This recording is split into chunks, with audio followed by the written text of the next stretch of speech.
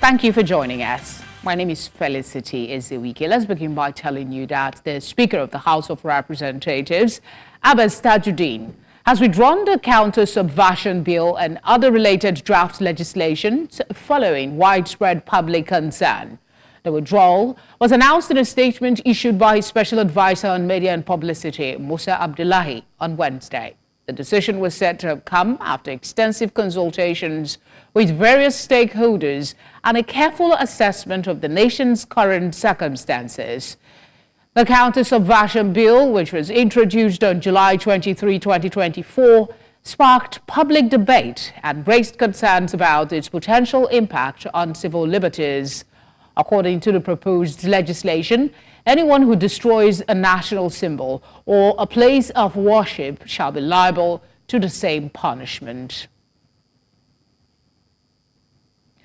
To discuss this, we're joined by legal practitioner and public affairs analyst Tunji Abdulhamid. Tunji, thank you for joining us. I had an original question, but I'm going to reference the statement that the bill was removed out of consideration of the current situation. I'm paraphrasing now, the current situation, extensive consultation with various stakeholders, and a careful assessment of the nation's current circumstances. One would expect that this would have been a consideration before the bill was even brought up to distract the populace. What do you think? Yeah, good evening, Felicity. I agree with you. Should have been properly thought out before you even bring out the bill. You see, we have people who often make policies or make decisions based on the heat of the moment, and that's why we are running into trouble. So they don't or thought through the process before bringing it up. To just say, look, somebody has suspended by not standing and he wants to punish that person to be punished. It was done just because of the attitude of one or two people, not because there's a need for it. He wasn't thinking about it before, until when he believes that, look, their decision or what they have done were not respected by certain people or were being criticized by certain people. So now they want to bring out law, and that was why it's a rush law. And that is when we are seeing the... What do you say to the description given by some analysts describing the entire bill as trying to secure a favor from the president, like scoring for favors with no real purpose? That was why I said it was not just an attempt to just satisfy the interest, whether the interest of the president or that interest. You know, they also pass the law, and they will see anybody who is against that law as anti. They are not respecting them. You see, we have leaders in this country who believe that whatever they take a stand, is going against it, it doesn't respect them. So they want to find a way of punishing those people, and that's what we are seeing. So we don't look at issue critically before going to it. This particular disrespect to what's it called? I was expecting them to, if they can propose law to that effect, why not also propose law that failure of government to provide amenities, securities should be punished?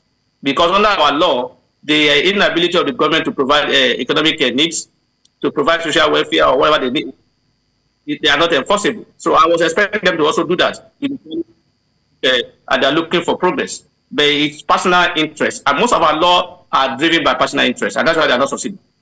Okay, this is another supposition now that are saying that such moves by the House of Reps, especially coming after Nigerians had criticized the reversal to the old national anthem, they are asking if it is a validation of fears that this current assembly, I beg your pardon, will do nothing outstanding the entire tenure other than stay at the apron strings of the presidency?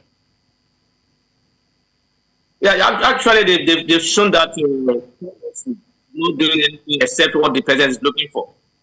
deem themselves executives and even a subsidiary of the presidency, and that's they don't want to consider whatever the president is, whatever a bill is sent through the executive bill or sent to the president, they give it as a legislative hearing without even looking at it, and that was why they can pass a bill within a day or within hours in the name of we are doing speedy because of their importance. No matter how important the bill is, you must go through it. Otherwise, it may be a problem for us. And that was why when they rushed through the budgets today, now when it comes to implementation, they are not seeing the error in those budgets. We don't do things properly in this country because the intention is just to satisfy their. That's all. All right, let's use the last 2 minutes more constructively and talk about creating an agenda for the House of Representatives that would be a better use of their time for the next 3 years. What, in your view, would help redeem their image that seems to be battered at the moment? There are a lot of agenda on ground. There's a lot of hardship on the land. Our economy is not working. There is no country that's working. So I was expecting them to do more on how to ensure that the hardship does no longer exist. They are expecting them to do more on how our economy will improve. Some of them at the National Assembly don't even know them there. Because that's what you ask some of them questions. They will tell you to hold government accountable. Forgetting that, look, we donated our money to them to represent us in holding government into account. They have simple responsibility. Hold government into account, represent us, pass law. In fact, as far as I'm concerned, they don't even have the responsibility. We don't even need more these days. What we need is accountability, transparency, hold government to account. That's what we need. We have enough law already on ground. Our problem is not about law. Enforcement. So everything is by executive. So rather than do that, they want to abrogate their responsibility and ask citizens to hold government to account. Meanwhile, they have been elected to represent us to do that job. Yeah, and they will forget that. They will be asking us to hold government to account and leave them out of it. And they tell you to go and pay fundamental. It's very important, and it shows that some of them know why they are at National Assembly. That's just the truth. All right, Tunji, we'll have to leave it there. Thank you for speaking with us. Thank you for having me. It's my pleasure to be with you. Thank you. Let's bring you one of our top stories tonight. President Bola Ahmed Tinubu has arrived Malabo, the capital of Equatorial Guinea, for a 3-day official visit. The president, who arrived the presidential wing of the Malabo International Airport, was received by the Prime Minister of the country, Manuela Bote, on arrival. President Tinubu's visit is on the invitation of the his Equatorial Guinean counterpart, President Teodoro Obiang. The private meeting between the two presidents will be followed by signing of bilateral agreements focusing on various areas, including oil and gas, security, and others. President Tinubu will later sign a historic visitors book, after which a press statement would be made available, then a dinner to close the day.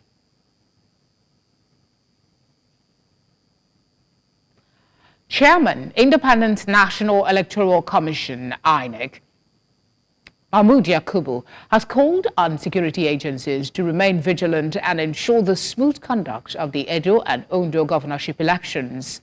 Yakubu made this call at a meeting of the Inter-Agency Consultative Committee on Election Security in Abuja on Wednesday. The INEC boss emphasized the need to protect election materials, personnel, and polling activities, while reminding security forces to adhere to the rules of engagement for electoral duties. Electioneering campaigns by political parties are ongoing. This is usually a time of concern and anxiety about security as political parties canvass for votes. A peaceful campaign often heralds a peaceful election. I urge political parties, candidates, and their supporters to maintain the peace as we approach the election day and beyond. Party and campaign spokespersons should tone down their negative rhetoric. For the security agencies, this is the time to be more vigilant.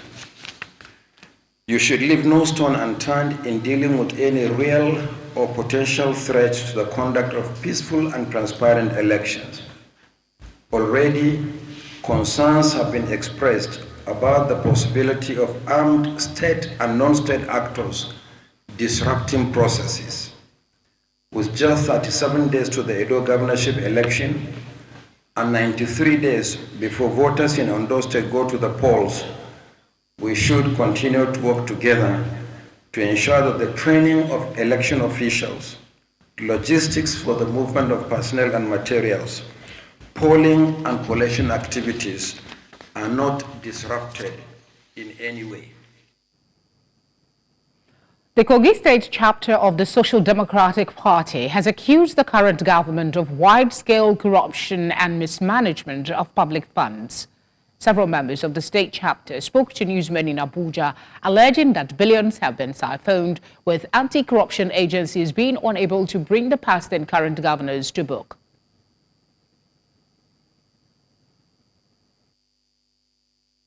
We wrote petition to EFCC, to ICPC, to the Inspector General of Police. The corruption going on within this first quarter of the year, as at July, over 45 billion at Enter Kogi State. What do we have to show for it? The only hope of Nigeria, of a better Nigeria now, is through our electoral process. If our electioneering process is jeopardized on the altars of technicalities, on the altars of judges who cannot uphold integrity, then we are doomed. We are calling on the Commander-in-Chief to call these people to order, to avoid anarchy. People are dying.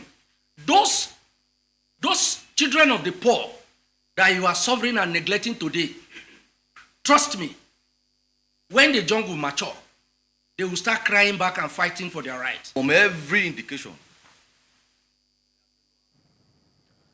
Away from that, victims of the tanker Inferno that claimed 8 lives and destroyed several homes in Okpe local government area of Delta State are calling on Governor Sheriff Oborewori and other relevant authorities for urgent assistance to rebuild their lives.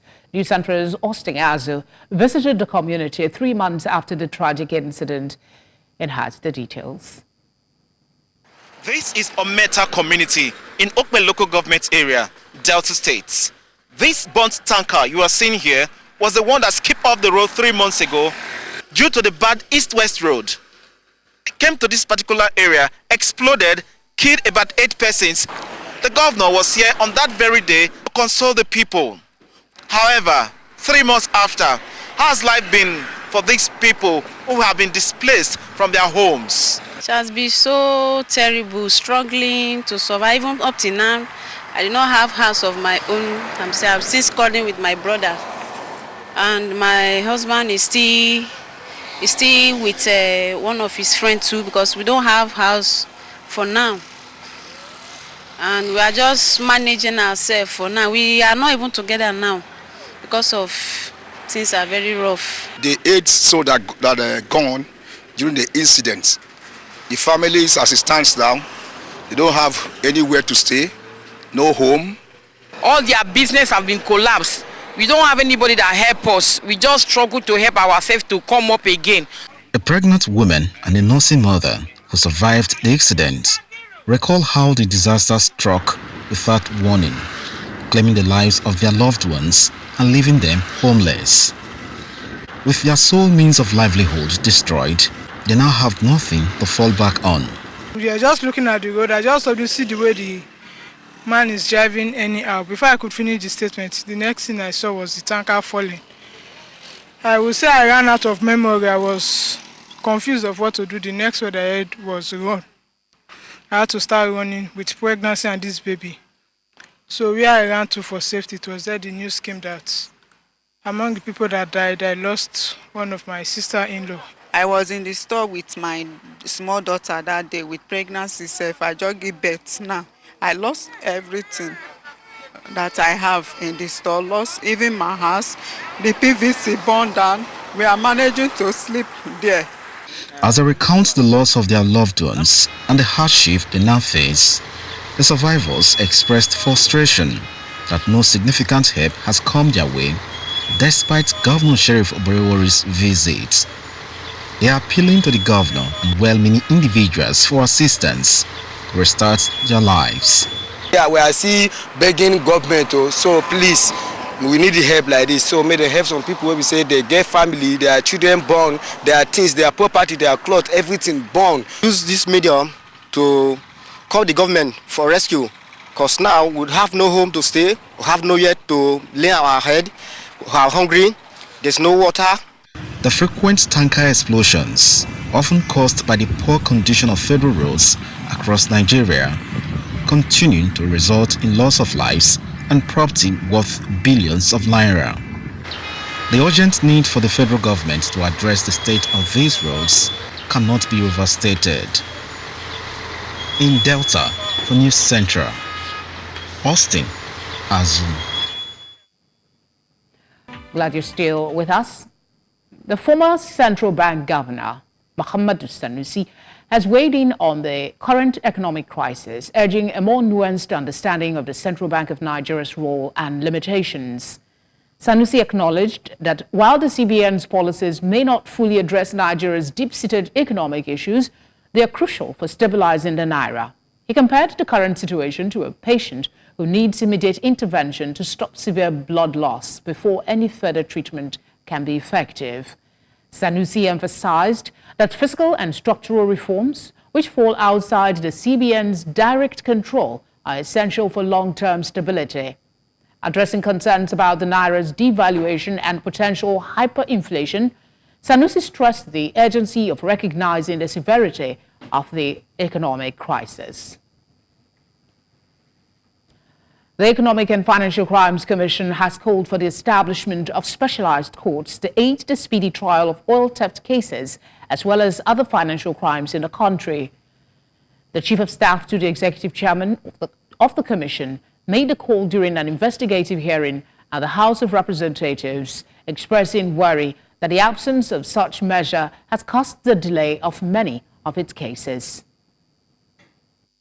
There are cases that, oil theft cases that have gone on for over 10 years, some much longer than that, and then sometimes again, from the Court of First Instance, you see it running to appeal and then Court of Appeal and then to Supreme Court, So this also affects a lot in conclusion of the cases. So if we do have special courts, but not just specifically to issues of oil theft, but more broadly to the things that we do in terms of economic and financial crimes, this would also go a long way in assisting at the work that we do.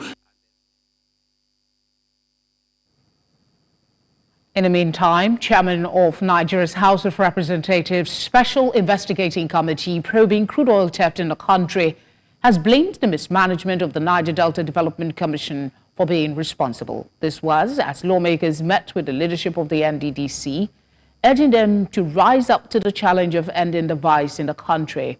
Our correspondent, Idong Joseph, tells us more. Crude oil theft over the years has continued to pose a significant challenge to Nigeria's economy, as the nation's revenue aspirations largely depend on the sales of crude. According to the Nigeria Extractive Industries Transparency Initiative, between 2017 and 2020, over 4.3 trillion naira worth of crude was stolen, a situation that is unsustainable. An economy like our own, which is largely till today depending on oil as a major subsidy, major base for our economic functions and even for financing public services and infrastructure, cannot continue with this kind of serious challenge in the oil and gas sector. While engaging critical stakeholders to understand the extent of the acts and provide lasting solutions, some lawmakers say the lack of access to petroleum products for riverine communities and the mismanagement of the Niger Delta Development Commission can be blamed for the problem. The fallacies and shortfalls of the NDDC's statutory performance as an organization is contributing significantly to the problem of oil theft. If you guys can do the right thing, you take these boys off the street. How would they refrigerate their fishes if they do not have PMS? So, Chairman, this is one of the root causes. Absence of PMS and AGO in the NNPCL floating station has enabled illegal bunkering. The NDDC claims that its programs and projects within the Niger Delta region over time has helped efforts to mitigate oil theft. By reason of that single road, being able to provide security, to intervene in any oil theft in that axis. I know the time frame that took NDDC to build that road you are talking about. 16 years, my brother. 16 years. Building 28-kilometer road. Whether it was you are making or not, is that the right thing to do? Other agencies like Nigeria Maritime Administration and Safety Agency present at the hearing revealed that it has not been carried along in crude oil transactions in the country. In Abuja for News Central, I am Idong Joseph. The National Human Rights Commission, alongside its Executive Secretary Anthony Ojukwu, SAN, and Chair of the Governing Board, Dr. Salamatu Suleiman, is facing a legal challenge over allegations of failure to properly address a human rights complaint. The lawsuit stems from an incident that occurred on March 7, 2023 in Jota, Benue State, where alleged operatives of the military's Operation Wild Stroke reportedly attacked the community, leading to a death, serious injuries, and a theft of nearly 100 motorcycles. According to the complaint, despite the NHRC receiving detailed evidence and reports from their Benue office shortly after the incident, the Commission has not taken meaningful steps to investigate or resolve the matter. NHRC's handling of the complaint allegedly involved forwarding it to the military for self-investigation, a move the complainant argues is improper and contrary to its statutory responsibility.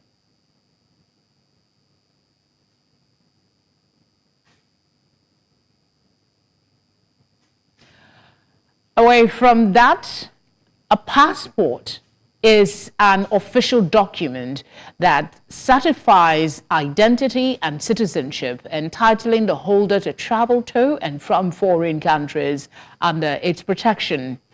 The action of Favor Igiebo, a Nigerian lady who destroyed her husband's international passport at the Murtala Mohammed International Airport in Lagos, have been widely condemned ever since the incident went viral on social media. News Central's Dashin Usman looks at the legal implications or penalties for willfully damaging or tearing one's passport.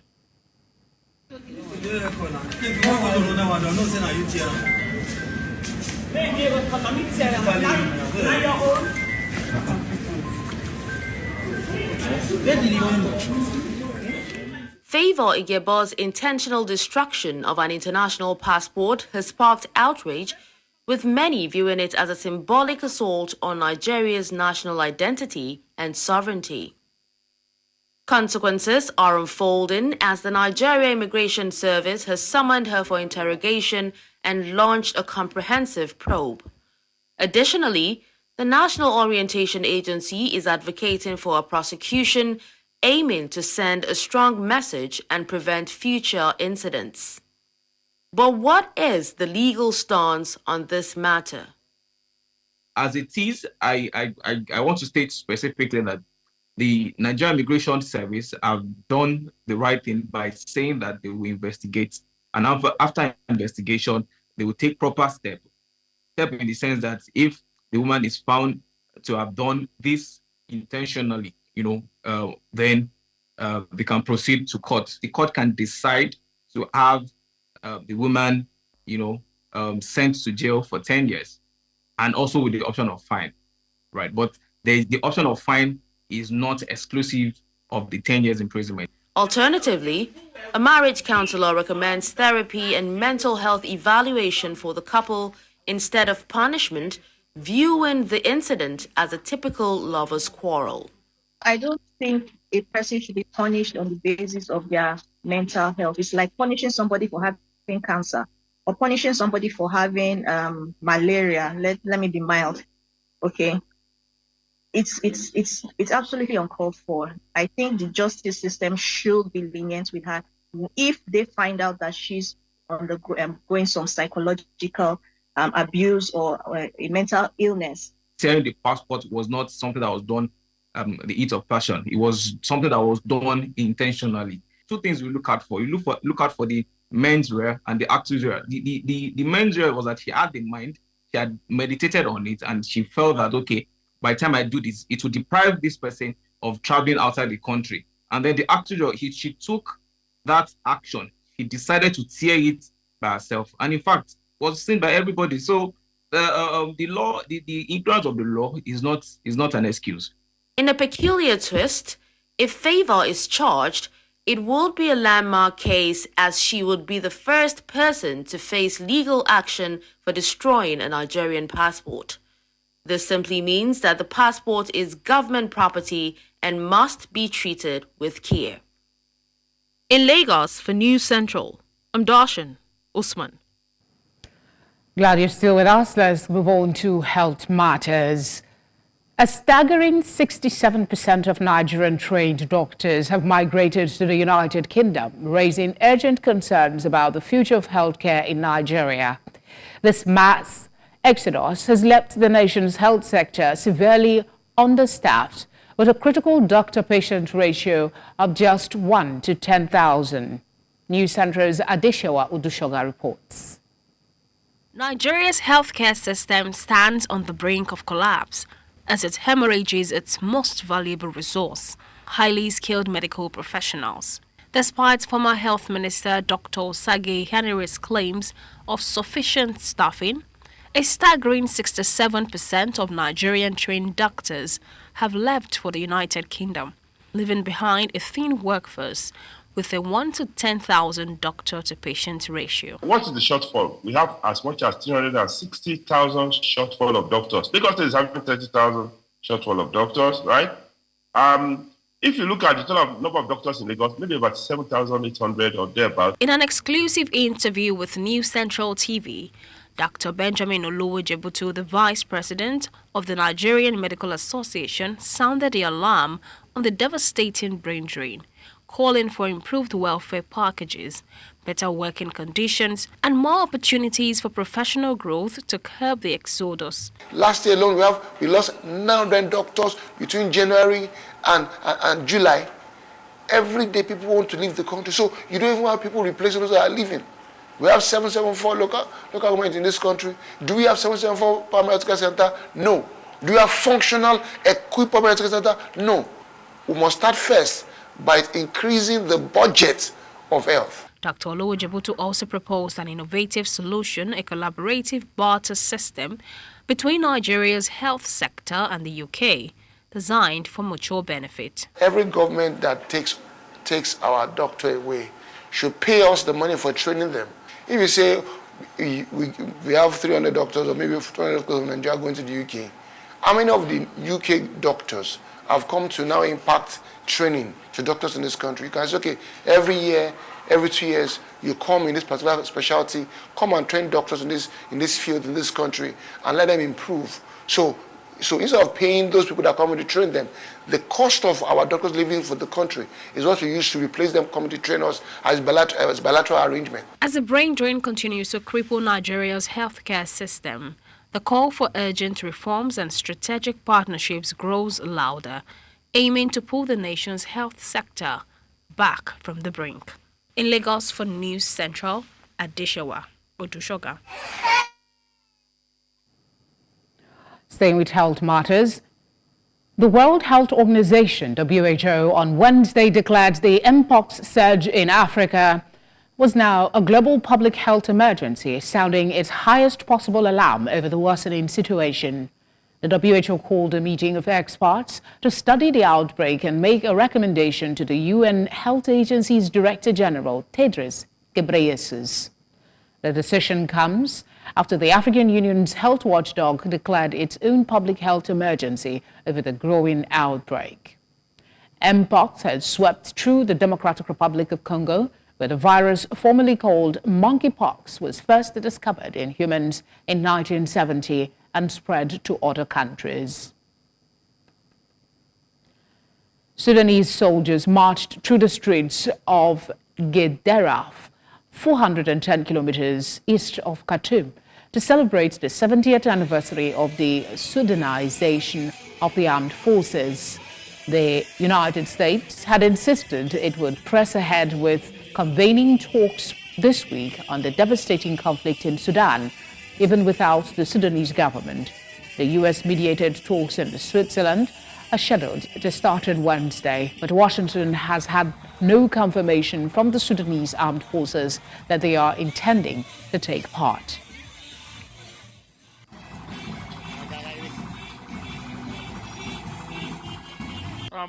ولا بد في هذه المناسبة أن نحيي صمود القوات المسلحة وقوات المخابرات العامة والشرطة والاستنفار والمقاومة الشعبية. لا بد من نحيي تصديهم لأكبر مؤامرة في التاريخ تشهدها البلاد، وتصديهم للغزو الأجنبي ومجموعة الدبل الإرهابية.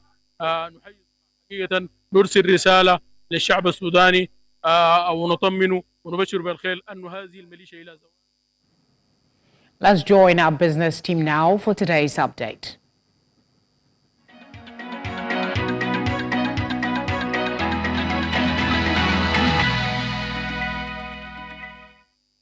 Business news in association with Money Master PSB, the easy way to master your money. Nigeria's crude oil and condensate production rose by 33,698 barrels per day to 1.53 million barrels per day in July 2024.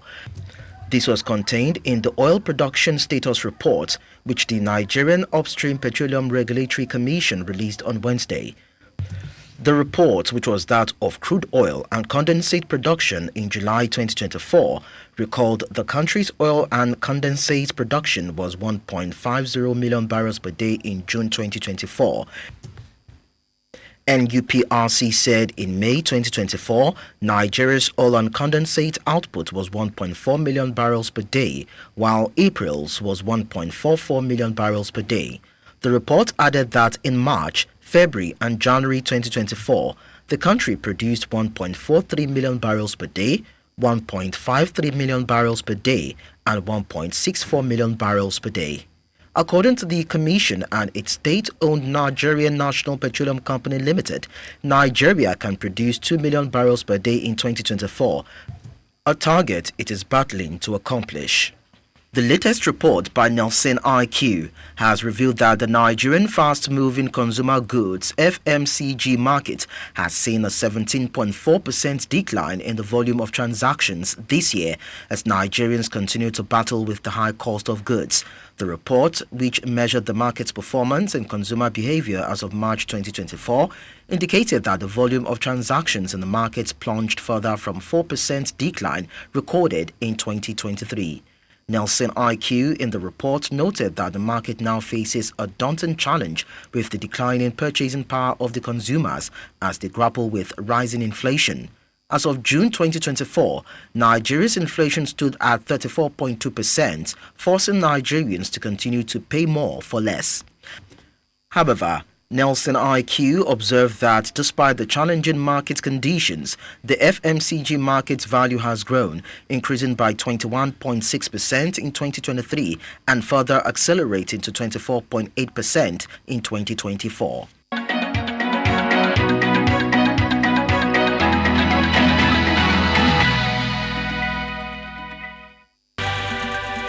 Enthusiasts believe grassroots sports development is key to developing the next generation of talents in the country.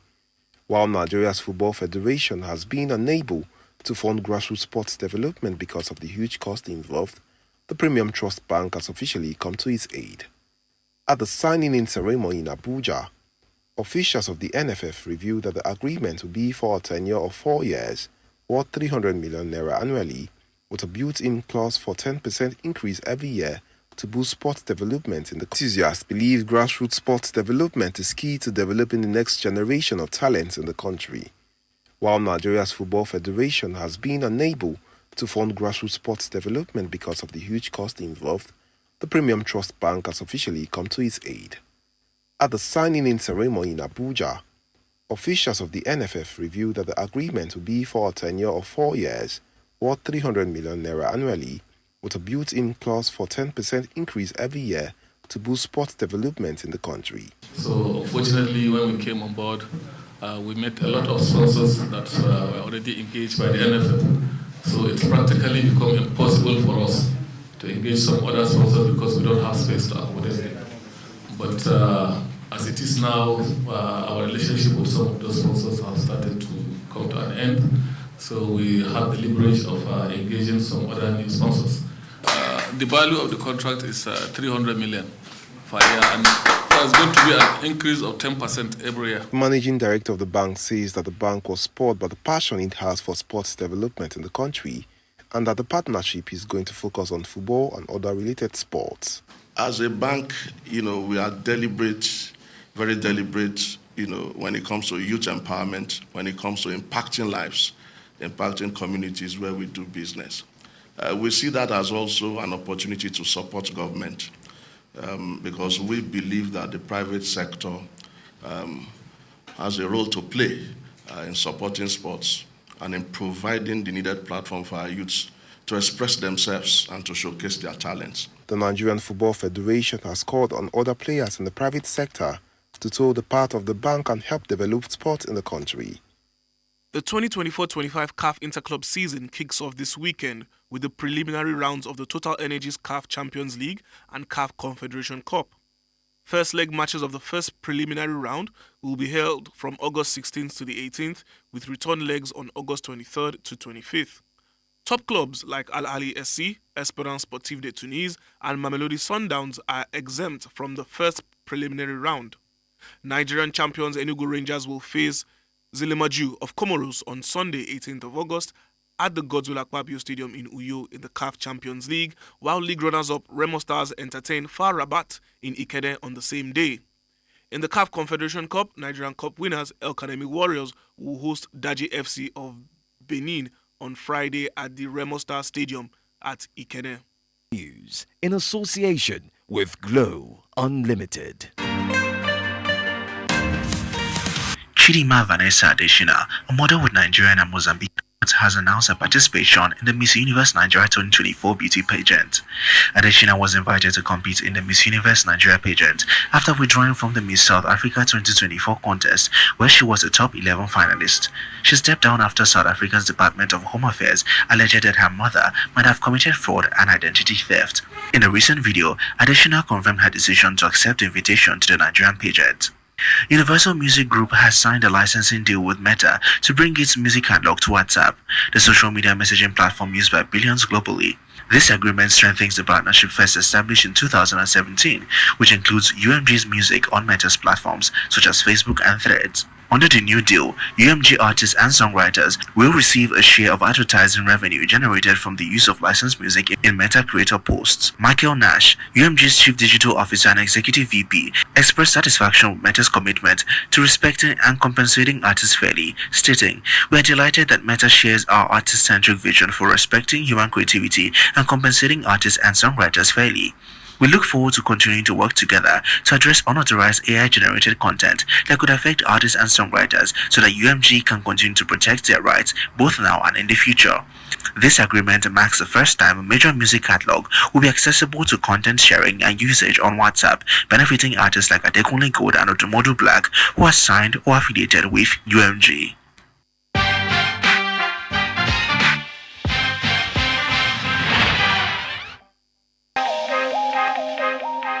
Miss Universe Nigeria is trending on X following Vanessa Adesina accepting to participate in the Miss Universe Nigeria contest. Now here are some of the reactions. Tank on X says, "Miss Universe Nigeria rules, contestants must not be married nor have kids. Are they bending those rules for her? One message is being sent to the girl in Nigeria who did not enter because of those rules." Lucky Mdozo says, South Africa dodged a bullet. Imagine a Nigerian becoming a Miss South Africa, but we will support her as South Africans in that Miss Universe Nigeria. She's surely gonna win it. Vincenzo says, South Africans are really wild. Chidinma comes to compete at Miss Universe Nigeria and they suddenly switch up. They are now calling her our girl and canvassing for her to win. This is all to spite Nigerians, but isn't the reverse the case? Man, Botango Zulu never fails. And finally, Dan Laka says, bring the crown home. Obviously, she'll take it. I mean, she's going against drag queens. A real queen will emerge. What a time to be alive. Miss Universe Nigeria Chidinma.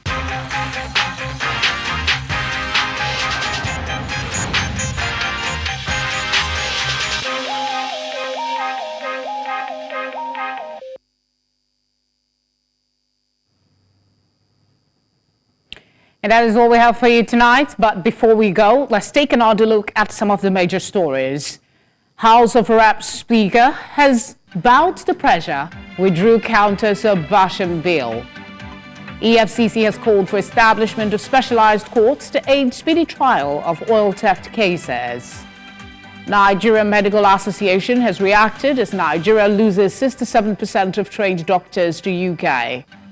We also told you that WHO has declared Mpox a global health emergency. Do send your eyewitness report to the number showing now on your screen. You can follow us on social media to do that as well at News Central TV. You can watch News Central live on DSTV channel 422, Star Times channel 274, Avo TV and on YouTube. As always, thank you for your kind attention. Have a good night.